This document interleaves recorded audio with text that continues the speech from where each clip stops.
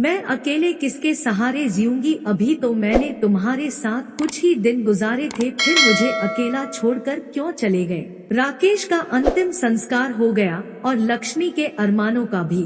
सास बोली, अरे ये क्या बहू, सफेद साड़ी क्यों पहनी है तुमने। माँ, सबने मुझसे कहा कि मेरे जीवन के सब रंग राकेश के साथ ही चले गए, अब मुझे सफेद साड़ी ही पहननी है। माँ, नहीं बेटी, तुम हमारे दुख को और मत बढ़ाओ, आज से तुम कभी भी सफेद कपड़े नहीं पहनोगी। हफ्ते महीने यूं ही शोक में गुजर गए। एक दिन लक्ष्मी के माता पिता लक्ष्मी को लेने के लिए आए। सीता बोली, मेरी बेटी का जीवन तबाह हो गया, पूरी जिंदगी अकेले कैसे काटेगी, इसलिए हम उसे अपने साथ ले जाना चाहते हैं। सीमा, देखिए समधन जी, लक्ष्मी कहीं नहीं जाएगी। आप उसकी शादी करके कर्तव्य मुक्त हो चुके हैं, लेकिन अब हमारे भी कुछ कर्तव्य है। हमारी बहू हमारी बेटी बनकर हमारे पास ही रहेगी।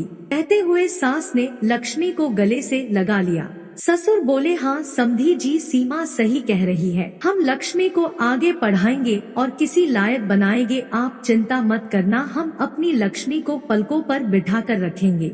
लक्ष्मी बोली, माँ बाबूजी राकेश इनके इकलौते बेटे थे, अब वो नहीं है, तो ऐसे में मैं भी इनको छोड़कर चली जाऊं, ये सही नहीं है, मैं इनके पास रहकर ही इनकी सेवा करूंगी। लक्ष्मी के माँ बाबूजी चले जाते हैं, अब लक्ष्मी अकेली थी। उसने अपना सारा ध्यान पढ़ाई में लगा दिया। ऐसे में उसकी मुलाकात गौरव से हुई, जो समय समय पर लक्ष्मी की पढ़ाई में मदद करता था। गौरव ससुर के दोस्त का सबसे अच्छा बेटा था। उसको काम के सिलसिले में राकेश के पिता के पास आना जाना लगा रहता था। गौरव इंजीनियर था और बड़ा ही सलीन स्वभाव का संस्कारी लड़का था। चारों तरफ औरतें बातें बनाने लगी। एक औरत बोली, अरे देखो कैसी विधवा है, ये सफेद साड़ी नहीं पहनती, पति का जरा भी दुख नहीं है। तो दूसरी बोली, बन सवर कर कॉलेज जाती है, बेचारे सास और ससुर का तो बुढ़ापा ही खराब है। तीसरी औरत ने कहा, पहले इस लड़के का घर में आना जाना ठीक था, लेकिन अब राकेश नहीं है तो इसे जवान विधवा बहू के घर नहीं आना चाहिए।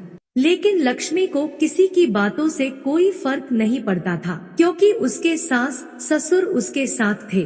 सास को जब इतनी अच्छी बहू के लिए लोगों के ये ताने सुनती तो वह तड़प उठती थी, रोने लगती थी। लक्ष्मी ने अपनी मेहनत से बीएड कर ली और विकलांग कोटे में वह एक शिक्षिका के रूप में नियुक्त हो गई।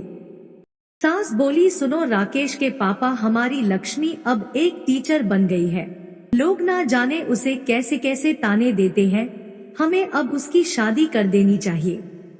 महेश, सही कह रही हो सीमा, विधवा है, अनाथ नहीं, जो लोगों की उल्टी सीधी बातें सुनेगी। हम अपनी बहू की शादी धूमधाम से करेंगे।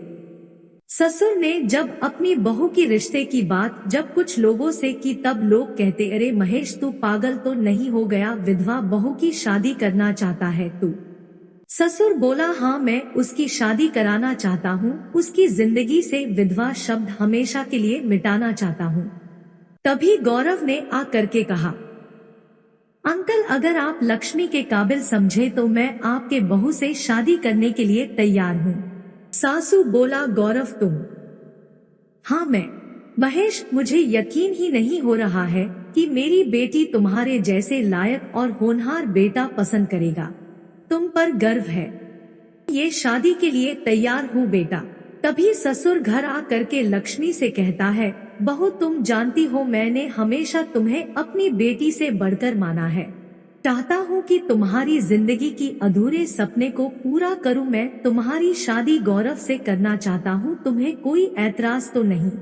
बहू बोली, पिताजी राकेश की जगह शायद ही मैं किसी को दे पाऊँ, लेकिन आपने जो मेरे लिए किया है वो कोई कर नहीं सकता, आपका फैसला मेरे सर आंखों पर, जैसा आप कहे मुझे मंजूर है। और फिर लक्ष्मी और गौरव की धूमधाम से शादी हो गई और सब खुशी खुशी से रहने लगे। दोस्तों, हमारी कहानी कैसी लगी कमेंट करके जरूर बताएं और हमारे चैनल को सब्सक्राइब जरूर करें और लाइक भी करें।